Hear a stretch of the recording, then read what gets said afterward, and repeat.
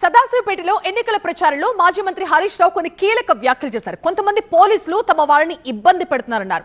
ఆ అధికారుల అందరి పేర్లు పింక్ బుక్ లో నోట్ చేస్తున్నామని, తాము అధికారంలోకి వచ్చాక ఎవరిని వదిలిపెట్టే ప్రసక్తి లేదంటూ వార్నింగ్ ఇచ్చారు. 10 ఏళ్ళు మేము గవర్నమెంట్ లో ఉంటే నేను కానీ ఏనాడు ఇన్ని లోపలే వాని లోపలే వీని పట్టుకరా నేను ఎన్నడూ చెప్పలే. ఎంతసేపు 2000 పింఛన్ ఎట్లా ఇద్దాం, బతుకమ్మ చీరలు ఎట్లా ఇద్దాం, ఊబ చెరువు మంచిగా ఎట్లా చేద్దాం, మంచి నీళ్ళు ఎట్లా తెస్తాం, రోడ్లు ఎట్లా ఎత్తాం, కందకం రోడ్ జల్దీ ఎందుకు పని అయితే లేదు దాని పడబడ్డా.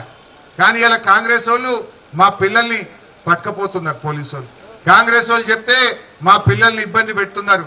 పోలీస్ మా ఉద్యోగులకు ఒకటే చెప్తున్నా, బిడ్డ ఖబర్దార్, మా వాళ్ళని అనవసరంగా పట్టకపోతే నేను ఊరుకునేటోని కాదు, రాసి పెట్టుకుంటున్నా. పింక్ బుక్ ఓపెన్ చేసిన, ఎవడన్నా అన్యాయంగా అక్రమంగా మా బీఆర్ఎస్ కార్యకర్తలు తెరువొస్తే 2 ఏళ్ల తర్వాత వడ్డీతో సహా మీకు చెల్లించాల్సి వస్తుంది అని హెచ్చరిస్తా ఉన్నా.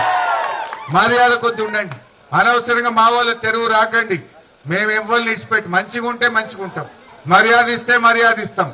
కానీ అన్యాయంగా అక్రమంగా మీరు కాంగ్రెస్ పార్టీ తొత్తులుగా మారి మా బీఆర్ఎస్ నాయకులు కార్యకర్తల మీద అక్రమ కేసులు పెడితే మాత్రం ఖబర్దార్ అని చెప్పి నేను హెచ్చరిస్తా ఉన్నా.